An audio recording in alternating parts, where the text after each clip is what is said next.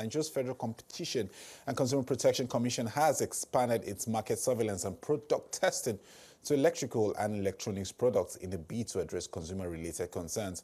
As disposable income shrinks and businesses align to economic reality, are consumer interests still at the front burner? I have with me here in the studio Sola Salako-Ajulo, founder, Consumer Advocacy Foundation of Nigeria, and virtually I have Hauwa Mustapha Otaru, founder of ServiceBreeder. They're here with me to have this discussion. Thank you so much, ladies, for your time. Let's look at basically what the pattern we're seeing, at least in the last 10 years. We're seeing where consumer interests are always at the front burner. But now we're seeing it in terms of the shift, in terms of the economic reality of what's playing out. And then the big question is, are consumers still king? Well, to a great extent, the consumer will always be king, because if the consumer doesn't spend, the economy grinds to a halt.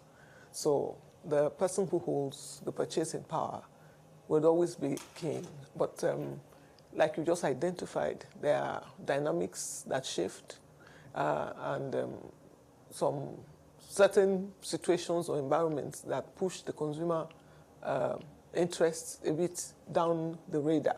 But I think we're trying to do more in elevating the consumer interest now than we were doing in the past, because we tend to now have better enlightened consumers now. Consumers have access to much more information, and a whole lot of them actually now do know that they have rights, and they can look out for those rights. So because of that, the regulators are also catching up to ensuring that they keep the marketplace safe and conducive for consumers. So consumers are still king, whichever way you look at it. Well, whichever way we look at it. But let's look at also one angle, and this question goes to Hauwa, in terms of how we're seeing regulators position themselves in terms of moving with the tide. We're seeing the influx of digital services come to play, and then also some dispute resolutions come up on the digital platforms. Gone are the days where you go to the company or there's a protest and then you're going with placards and complain about certain displeasure to some goods. Let's look at how the digital front is also providing regulators that avenue to also track some of these complaints and then consumer issues.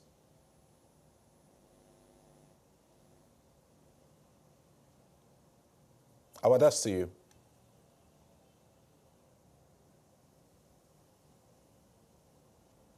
Hauwa, can you hear me?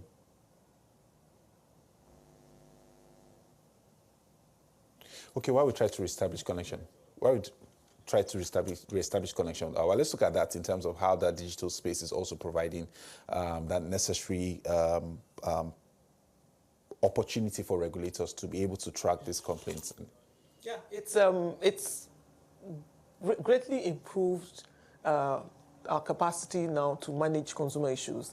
And it has also empowered or encouraged even the service providers to expand their capacity to be able to take care of consumer complaints and resolutions and all of that. So it's been quite helpful, the expansion in digital, but it has also come with its own challenges. It has come with its own challenges because most of the time, regulation seems to be playing catch-up with innovation. And so the innovations would have gone ahead, and then there would have been a lot of gaps of consumers maybe losing value or something before the regulation catches up to close the gap and ensure that consumers are protected even though they are experiencing the values of the digital space. So we have a whole lot of digital commerce going on now. We are still trying to solve how to be able to track those ones that are not properly regulated. I mean, individual businesses that get on digital platforms, e-vendors, and who don't have any form of regulation, so they can actually walk away with people's funds or deliver poor service, and it's a bit difficult to catch up with them. But working with the regulators, you notice that there's some cohesion between different regulators in the different spaces that converge in that e-commerce space. So with an NPDC and the FCCPC and CBN and NCC coming together to form task forces that are looking to clear the regulatory space. I'm sorry, the e-commerce space. Yes, we, for instance, like in the digital lending platforms, we are starting to see some form of structure coming up there. We are now having to ensure that digital lenders can now be properly regulated, and then consumers can be protected if they do patronize those ones. So it is now to try and create the awareness or guidance as to be able to say, these are the ones that work well, or these are the ones that are properly regulated so you can patronize these ones, or these are the ones that are rogue and you shouldn't get on them. So there's still that knowledge gap, but there's better control and better regulation going on in there. I mean, we have case scenarios, where you see regulators come on board to react, and then also some of them even leading to litigations and the likes. But let's look at how that synergy is being worked with. In terms of corporates now, in terms of businesses, do they understand how eccentric consumers are? In terms of how, looking at how well consumers can come out and decide to take laws into their hands. But we're seeing regulators come on board now to say, you know what, we will handle these issues for you. But in terms of that process, we still have consumers still coming out to say, we don't like the way things are being sold. We even have a case some years back where a consumer came on social media, complained, and then it ended up being that the organization sued the consumer for making such complaints and all that. Let's look at how that synergy is being put into for that, picture. I think that the next frontier in ensuring that we actually create a safe economy or safe marketplace is that we need to also now spend more time, as in we on the regulator and advocacy side, we need to now spend more time enlightening and educating the business as the business side. When it comes to commerce, it is a two-party structure. So we need to keep enlightening the consumer, but we also need to also enlighten, the businesses, so that when the businesses understand why the consumer needs to be protected and how that improves their own sustainability, then there would be fewer frictions, and we will not have a situation whereby a consumer over-expresses themselves in such a way that they become liable for legal action. Well, so it also speaks to the fact that businesses should now begin to rethink their strategy in terms of their responses to consumers. Maybe have a consumer desk. They need to have more than a consumer desk. They actually need to become totally consumer-centric, because it's not just about complaints now. It's now becoming a business strategy.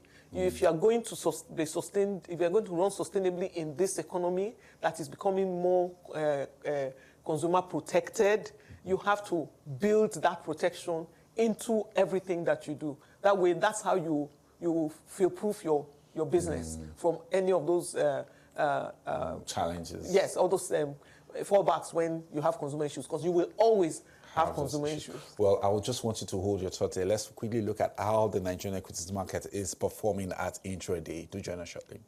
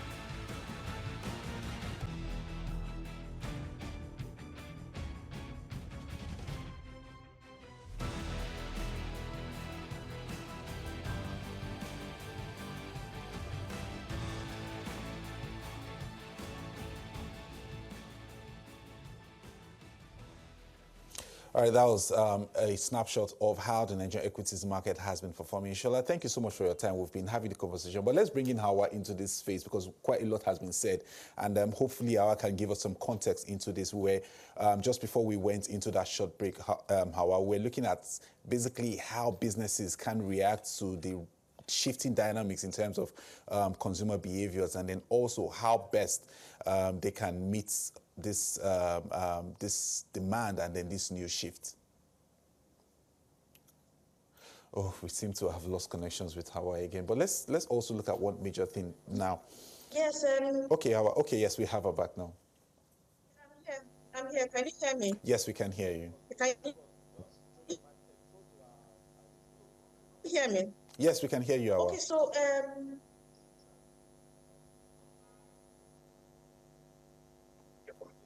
Okay, so businesses now, they prefer businesses like are open to different kind of products.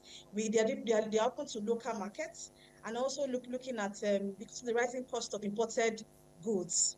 We see that businesses are now tailing towards local markets and local goods, and that is based on markets within the country are now trying to make their market reliable. They are now making it very reliable and very trustworthy, because now everybody's looking at where they can get trust and reliability, and that has really shifted the mindset of businesses and business owners to having localize their products and services.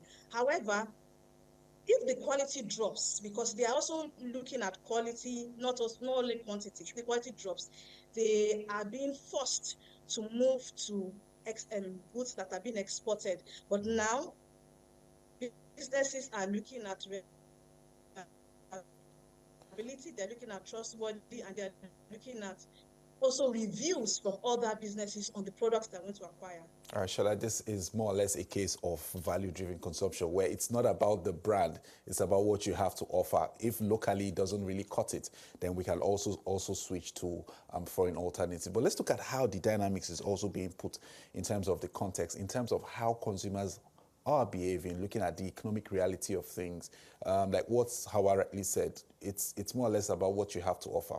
But beyond that, let's look at how disposable income is limiting a lot of Nigerians in terms of affordability right now. Disposable income has actually changed consumer behavior a lot. Whereas you could just expend money on things that you may not particularly need, right now you are now being need-led. And not only need-led, you also want something that has value and sustainable and reliable and dependable, so that you don't have to keep repeating purchasing. So you want to buy something maybe a little bit more expensive, but it is going to be durable. So durability, trust, which brings about trust. I will not spend a whole lot of money on your product if I don't have confidence and trust in the fact that you produce and you provide quality all the time. So those are the things that are now feeding back into businesses. So the era where you just stock anything that you know consumers will take off the shelf is starting to go. It's now you are going to be more careful with what you stock, because if you are somebody who has gained a reputation of always having substandard products, people will walk away from you because their disposable income is now limited. And so they don't want to spend it on anything that they cannot depend on. So it's working for everybody. Everybody's adjusting within the ecosystem. All right, let me switch to Hauwa while we wrap this conversation. Like what Shola really said is about how well you can brand. But let's look at how regulators are coming into the pictures right now, where complaints go on for far too long in terms of, particularly for services. Let's look at the services sector right now. How are regulators being able to address the concerns?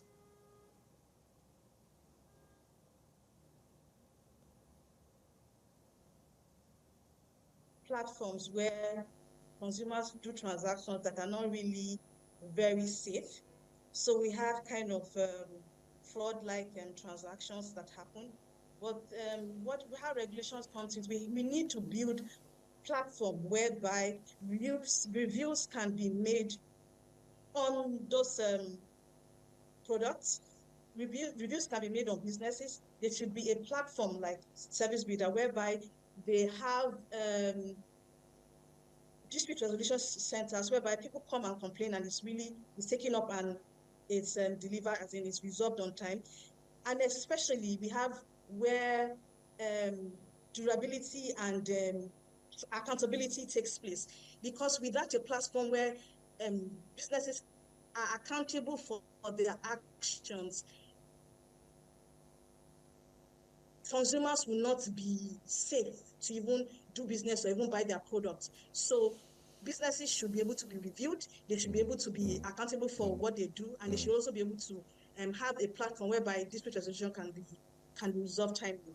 Yes, well, please. I wish we could go further in terms of this conversation, and it also brings to mind the organizations or services like Servicom and the likes in the public sector as well. But in your final words, in one word, what do you think is the way forward in terms of addressing I think this? the way forward is we need to, one, pay a lot more attention on enlightening and building capacity for consumer protection within the businesses. And on the consumer side, we need to spend a lot more time providing platforms that guide, so that they can help guide consumers through the process. And like you said, technology is now here, and technology can be very, very beneficial for those kind of support to ensure that everybody in the market space is safe. All right, thank you so much for your time. I've been speaking with Sola Salako-Ajulo, founder, Consumer Advocacy Foundation of Nigeria, and Hauwa Mustapha Otaru, founder of ServiceBreeder.